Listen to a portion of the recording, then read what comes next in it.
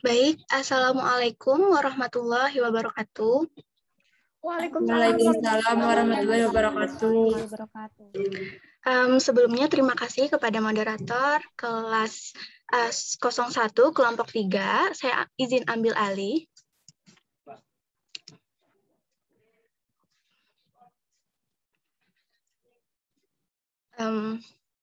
Pertumbuhan dan perkembangan individu serta keharusannya untuk mempelajari pengetahuan, keterampilan, dan kemampuan untuk bersosialisasi dalam masyarakat merupakan suatu perpaduan yang kompleks. Nah, pada anak ADHD, mereka mengalami kesulitan untuk melakukan proses tindakan atau menyesuaikan diri dengan lingkungannya. Keadaan ini menuntut pengaturan yang memungkinkan anak dapat mengontrol diri dalam segala perbuatannya. Maka dari itu, izinkan kami kelompok 3 dari kelas A02 hari ini menyampaikan materi mengenai kebutuhan anak ADHD. Mata kuliah ini diampu oleh Bapak Imam Yuwono dan Ibu Hayatun Taibah. Adapun anggota kelompok dari kelompok kami, yaitu yang pertama ada Rena Berlianing Tias, yang kedua Muhammad Fahrian, yang ketiga saya sendiri Salvina Ajijah. Baik, untuk mempersingkat waktu, langsung saja kepada pembahasan materi, kepada pemateri pertama, silahkan ada Rena Berlianing Tias. Baik, di sini saya akan membacakan pengertian ADHD. ADHD atau Attention Deficit Hyperactive Disorder atau dalam bahasa Indonesia disebut dengan gangguan pemusatan perhatian dan hiperaktivitas atau GPPH, memiliki arti bahwa anak penyandang ADHD memiliki keterbatasan dalam melakukan pemusatan perhatian terhadap beberapa tugas yang diberikan kepada mereka, serta memiliki perilaku impulsif dan hiperaktif sehingga dapat berdampak pada prestasi anak di sekolah. Next.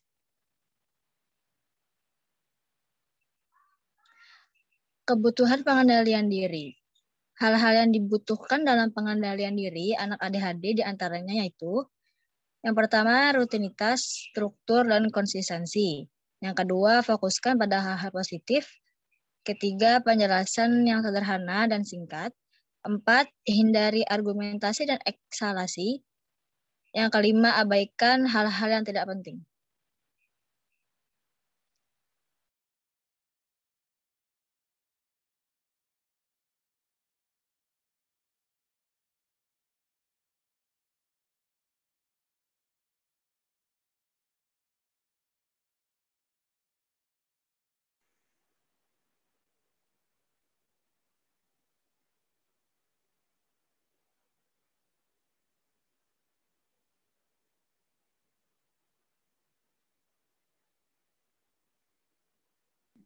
Mohon ditunggu sebentar karena pemateri pertama sedang mengalami gangguan jaringan.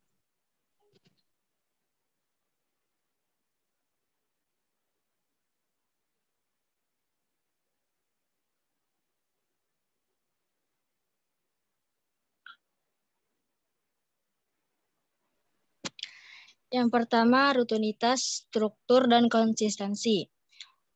Untuk terpenuhinya rutinitas, struktur, dan konsisten, perlu dibuat jadwal harian dalam bentuk visual dan tempelkan di tempat yang mudah dilihat. Bila ada perubahan, beritahu sebelumnya.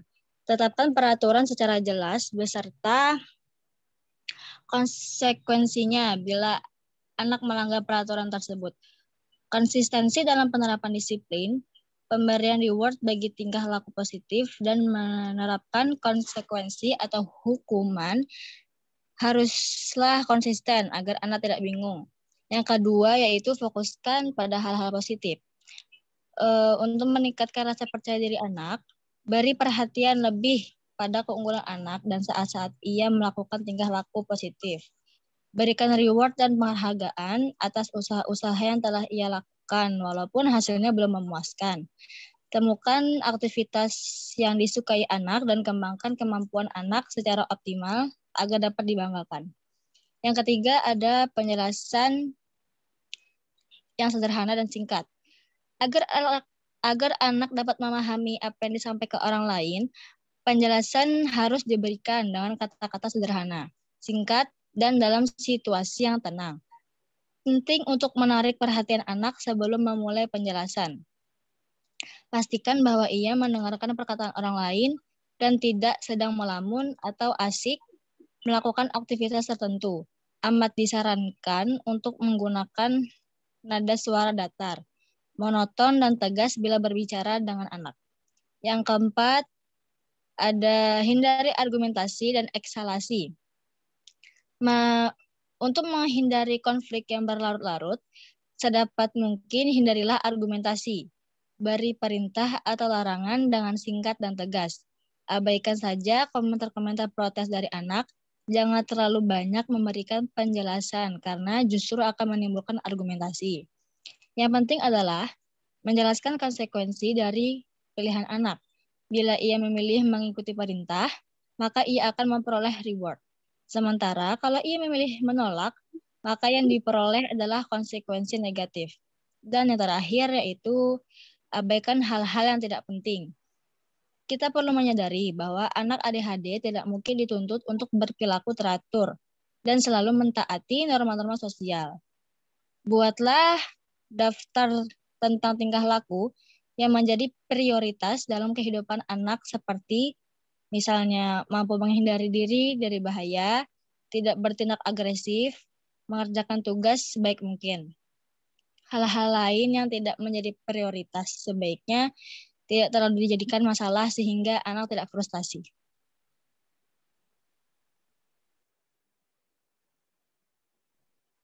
Baik, saya akan melanjutkan. Yang kedua ada kebutuhan belajar. Anak ADHD, seperti anak pada umumnya, membutuhkan pengembangan diri, yaitu melalui belajar. Nah, karena hambatan yang dialami mereka, pemenuhan kebutuhan belajar pada anak ADHD tidak semulus pada anak pada umumnya. Tanpa bantuan yang dirancang secara khusus, akan sulit bagi anak untuk belajar secara optimal. Ia akan kesulitan mengoptimalkan potensi yang dimilikinya. Padahal, secara umum potensi kecerdasannya relatif baik, bahkan sama seperti anak pada umumnya. Nah, untuk memenuhi kebutuhan belajar anak ADHD tidaklah mudah. Dibutuhkan pengetahuan dan keterampilan yang lebih. Dan yang paling mendasar adalah ketangguhan, kesungguhan, dan kesabaran dalam membantu anak yang memang dapat dikatakan berbeda dari yang lain. Oleh karena itu, penting terutama bagi orang tua dan guru bekerja sama dan mencari cara-cara terbaik untuk dapat memilih berbagai strategi pembelajaran yang sesuai bagi anak. Biasanya kegagalan dalam belajar pada anak ADHD lebih disebabkan karena anak mengalami kesulitan dalam pengendalian diri. Nah, muncul dorongan emosional yang seperti keluar tempat duduk, tindakan impulsif yang tanpa bisa dikendalikan sangat merugikan diri anak sendiri bahkan orang lain. Keadaan ini sering mengganggu lingkungan belajar di kelas, sehingga anak relatif dijauhi atau diasingkan oleh teman-temannya. Untuk belajar, anak butuh lingkungan yang tenang, kondusif, terkendali. Pengelolaan kelas yang memperhatikan keberagaman peserta didik jika dapat diterapkan karena konsisten dan konsekuensi akan dapat membantu menciptakan suasana yang memungkinkan semua anak untuk belajar. Oleh karena itu, pada anak ADHD juga diperlukan pengaturan kegiatan yang terjadwal, tidak hanya dalam pengendalian diri, tetapi juga pengaturan di dalam memenuhi kebutuhan belajar. Pengaturan belajar yang konsisten tetapi fleksibel dapat diterapkan dalam pengaturan kelas, pembelajaran, dan ketika pemberian tugas. Selanjutnya akan diteruskan oleh Muhammad Fahrian. Silakan.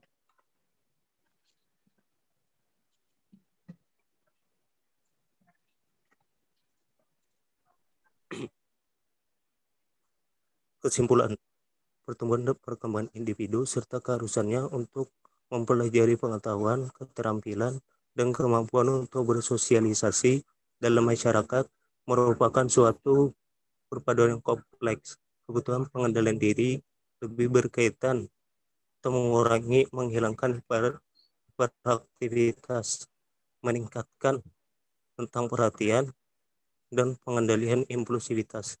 Anak ADHD seperti anak pada umumnya membutuhkan pengembangan diri, yaitu melalui belajar karena hambatan karena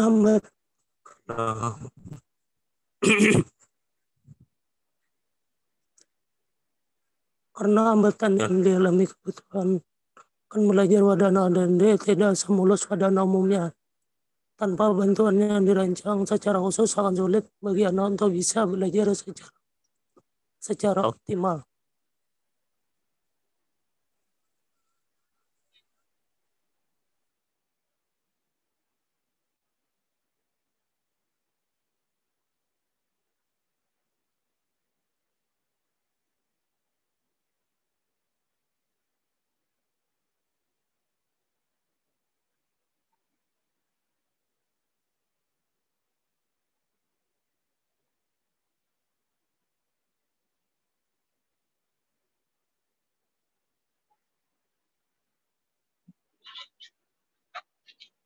Nah, mic-nya mati. Terima kasih infonya. Saya ulangi, terima kasih. Kiranya sampai sini saja pembahasan materi kami. Tentunya kami juga mengharapkan kritik dan saran yang membangun untuk presentasi kami hari ini. Dan selain itu, jika teman-teman ingin bertanya, silahkan dikemukakan di kolom komentar atau silahkan open mic secara langsung. Untuk sesi pertama, kami membuka 3 pertanyaan. Terima kasih.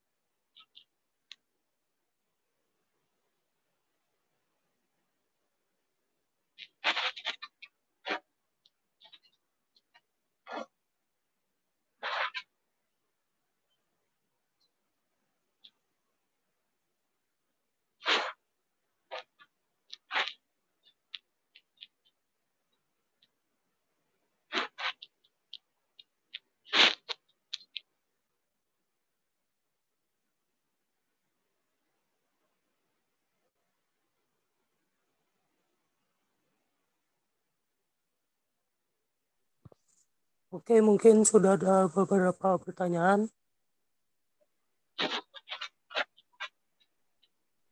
Jadi saya ingin menjawab pertanyaan dari Nurul Hikmah. Pertanyaan Nurul Hikmah adalah apakah ADHD yang dialami oleh anak ADHD ini sangat berpengaruh terhadap kinerja belajarnya, dan apakah ada cara khusus yang dilakukan untuk memudahkan belajar anak ADHD?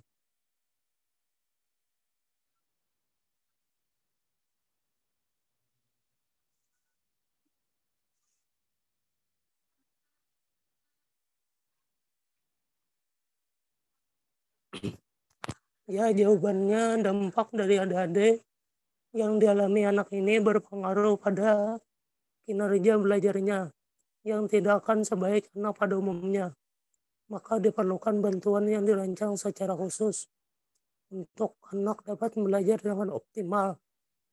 Apa saja contoh dari hal tersebut? Contohnya yaitu misal membuat anak mengulangi instruksi, memastikan sumber daya tersedia dan jumlahnya memadai, pemberian tugas dan kegiatannya digunakan dalam pelajaran, menggunakan lembar petunjuk, langkah demi langkah, penghargaan langsung diberikan saat anak menyelesaikan tugas, mengurangi kebisingan, memastikan instruksi disampaikan,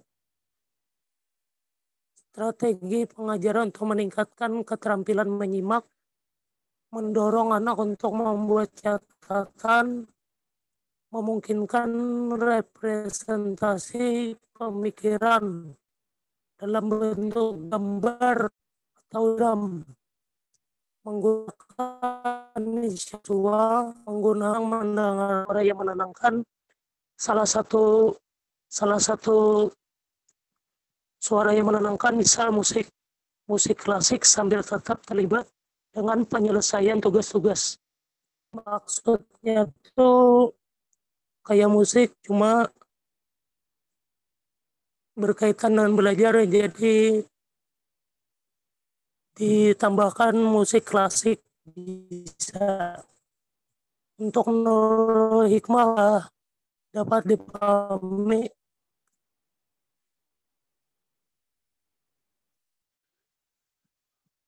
Oke, terima kasih.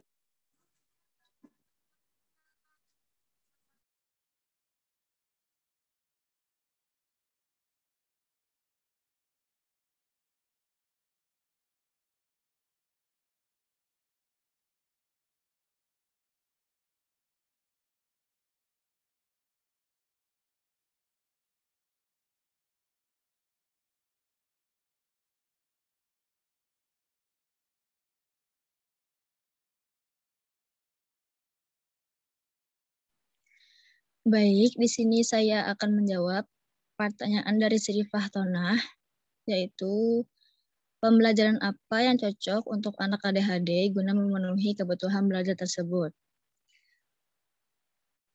Pembelajaran yang cocok untuk anak ADHD adalah mereka membutuhkan banyak kegiatan di dalam maupun di luar ruangan dengan rentang waktu yang tidak terlalu panjang. Pastikan materi yang disampaikan relevan dengan kehidupan anak dan memancing keingintahuan. Untuk membantu anak berkonsentrasi dan perlahan bisa belajar mandiri, tumbuhkan kebiasaan baik. Misalnya jadwal belajar teratur setiap habis mandi, walaupun hanya 10 menit sehari di usia dini. Bentuknya bisa membaca bersama, bermain balok, atau memasak sesuai kesukaan anak. Apakah bisa dipahami untuk Sri Fahtonah? Baik, sudah bisa dipahami. Terima kasih atas jawabannya. Ya, terima kasih kembali.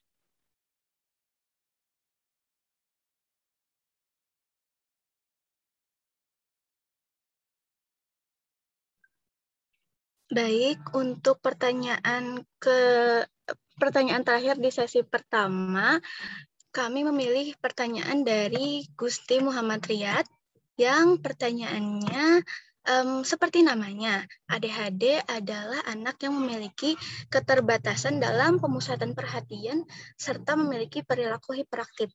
Nah, dalam kebutuhan pengendalian diri, apa saja hal yang diperlukan anak agar anak dapat mengendalikan diri mereka? Baik, terima kasih pertanyaannya. Izinkan kami menjawab. Sejalan dengan yang telah kami sebutkan sebelumnya, saat presentasi tadi bahwa salah satu kebutuhan anak ADHD adalah kebutuhan dalam pengendalian diri, di mana kebutuhan dalam pengendalian diri ini berkaitan dengan mengurangi, meminimalisir, dan diharapkan dapat menghilangkan perilaku hiperaktivitas pada anak.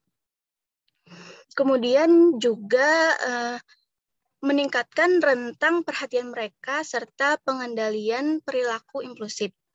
Nah, sehingga dalam hal ini mereka dapat diberikan misalnya jadwal harian dalam bentuk visual yang ditempelkan di tempat-tempat yang sering dijumpai anak atau yang mudah dilihat.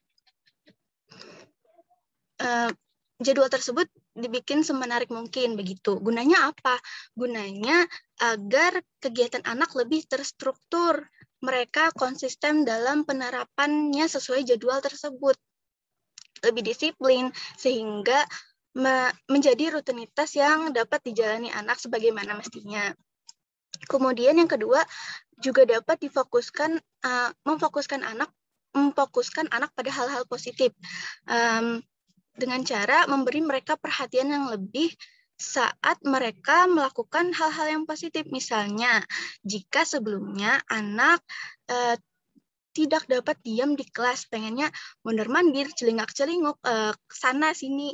Namun saat diberlakukan peraturan baru, anak dapat duduk dalam waktu yang cukup lama dari biasanya. Nah, untuk itu beri mereka apresiasi, bisa bentuknya hadiah, tepuk tangan, puji-pujian atau hal lain agar menstimulasi mereka. Jadi mereka mikir, oh gini, aku harus duduk diam terus dong, kayak biar dikatain pintar, biar dapat reward gitu.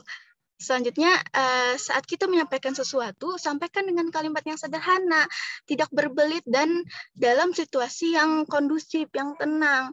Serta kita juga perlu memastikan bahwa anak sedang mendengarkan, bukan asik dengan mainannya sendiri atau lagi bengong. Awali dengan menarik perhatian mereka.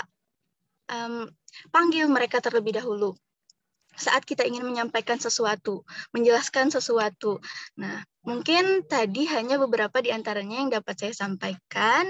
Saya kembalikan kepada penanya, bagaimana, apakah paparan mengenai hal yang diperlukan anak ADHD dalam upaya mengendalikan diri mereka tadi sudah dapat dipahami? Alhamdulillah sudah dapat dipahami. Terima kasih, Hina. Sama-sama. Kemudian sesi diskusi yang kedua, kami batasi 3 penanya yang sudah ada di kolom chat.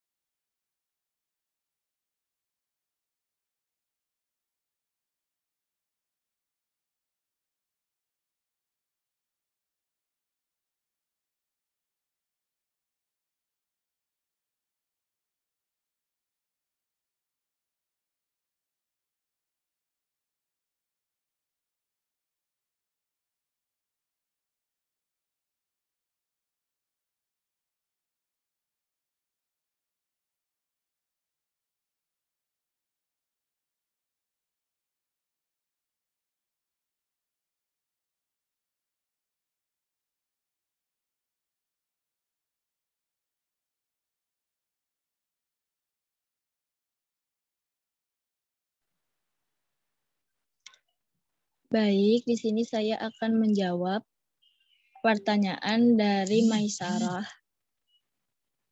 yaitu bantuan seperti apa yang bisa membantu belajar anak agar dia dapat belajar lebih optimal. Yang pertama yaitu meningkatkan pengetahuan diri dengan ADHD. Kita perlu meningkatkan pengetahuan seputar gangguan perhatian, mulai dari kondisi itu sendiri hingga cara Anda menghadapi berbagai situasinya tentang ADHD. Yang kedua ada beritahu kepada pihak sekolah dan guru mengenai kondisi anak. Hal ini untuk mempermudah si kecil belajar nantinya. Anda harus memilih sekolah yang tepat, dan Anda bisa memilih sekolah khusus yang memang diperuntukkan bagi anak ADHD. Sebenarnya sekolah reguler juga bisa menjadi pilihan. Hanya saja Anda perlu memastikan bahwa si kecil dapat mengikuti kelas dengan baik dan pihak sekolah pun dapat mendukung. Setelahnya, suasana kelas tempatnya belajar juga harus mendukung. Minta sekolah untuk memberikan si kecil tempat duduk yang dekat dengan sang guru, namun tidak berdekatan dengan pintu maupun jendela yang bisa memecahkan konsentrasinya selama belajar di kelas. Kepada penanya, yaitu Maisara, apakah dapat diterima jawaban tadi? Sudah dapat dipahami. Terima kasih. Terima kasih kembali.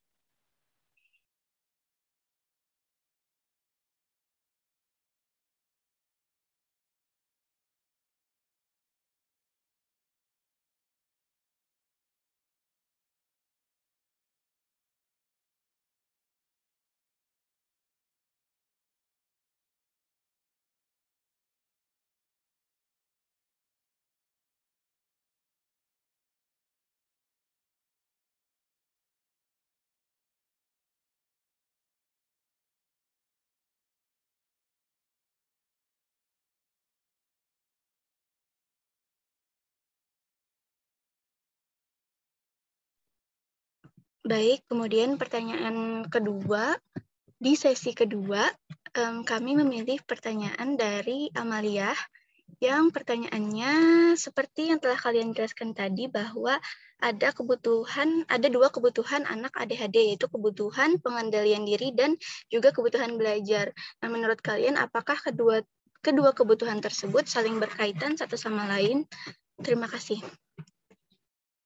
Baik, menurut kami antara kebutuhan pengendalian diri anak dengan kebutuhan belajar tentu berkaitan dan harus sama-sama terpenuhi, sehingga diharapkan anak lebih dapat mengoptimalkan segala hal yang ada di diri mereka. Mengurangi hambatan-hambatan mereka. Misalnya kebutuhan belajar anak terpenuhi, misalnya situasi kelas sudah tenang, kondusif, kendali, tata tempat duduk anak pun sudah sesuai. Artinya tidak dekat jendela, tidak dekat pintu, tidak memecah konsentrasi anak. Guru pun sudah mengerti dan paham betul bagaimana mengajarkan anak sesuai dengan hambatan yang dialami mereka. Tapi mereka belum dapat mengendalikan diri, dorongan-dorongan emosional yang muncul, seperti ingin keluar kelas, ingin beralih tempat duduk, atau tindakan impulsif, yang jika tanpa dikendalikan kan ini sangat merugikan anak ataupun orang di sekitar. Nah, tentu berakibat besar jika hanya salah satu kebutuhan saja yang terpenuhi. Alangkah baiknya semua kebutuhan mereka diusahakan bagaimanapun agar dapat terpenuhi sesuai dengan apa yang mereka butuhkan, sehingga kegiatan apapun yang dilakukan anak dapat dilaksanakan mereka dengan optimal. Begitu. Saya kembalikan kepada penanya, apakah paparan yang saya sampaikan sudah cukup dapat dipahami?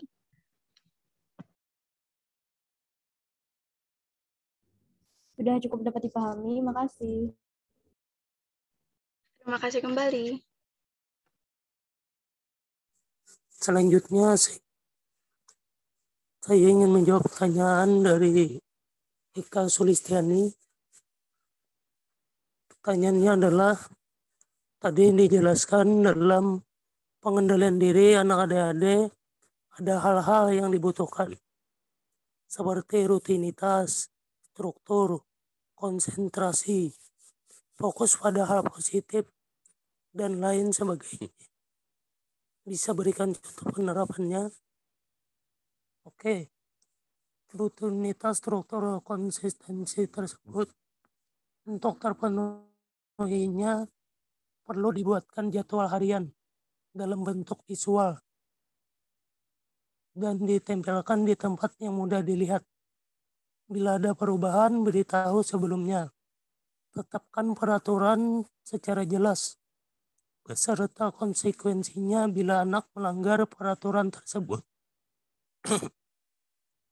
Konsistensi dalam penerapan disiplin Terus pemberian reward bagi tingkah laku positif dan penerapan konsekuensi atau hukuman haruslah konsisten agar si anak tidak bingung. Jadi contohnya tadi seperti jadwal harian. Jadi jadwal harian itu ditempelkan di tempat yang mudah dilihat si anak tersebut. Misal tempat penempelan jadwal tersebut di dekat papan tulis misal, atau intinya bisa di dinding. Seperti itu contohnya, yaitu jadwal harian itu tadi. Untuk pertanyaan Eka Sulistiani sudah saya jawab, apakah dapat dipahami?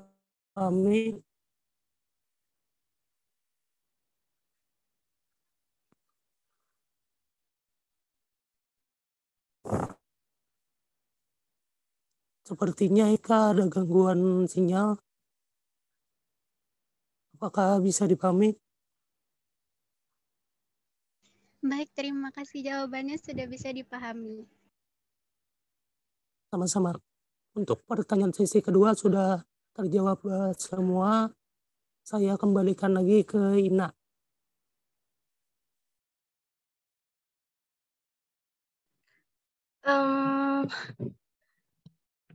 Kiranya kami cukupkan diskusi untuk hari ini. Jika diskusi hari ini sangat dirasa kurang atau terjadi kesalahan, keliru, ketidaksempurnaan saat penyampaian, saya mewakili kelompok 3 kelas A02 memohon maaf yang sebesar-besarnya, serta saya mengucapkan terima kasih kepada teman-teman yang mensupport kelompok kami hingga kami dapat menyajikan materi serta diskusi hari ini dengan lancar. Wabillahi taufiq wal hidayah. Wassalamualaikum warahmatullahi wabarakatuh. Waalaikumsalam warahmatullahi wabarakatuh.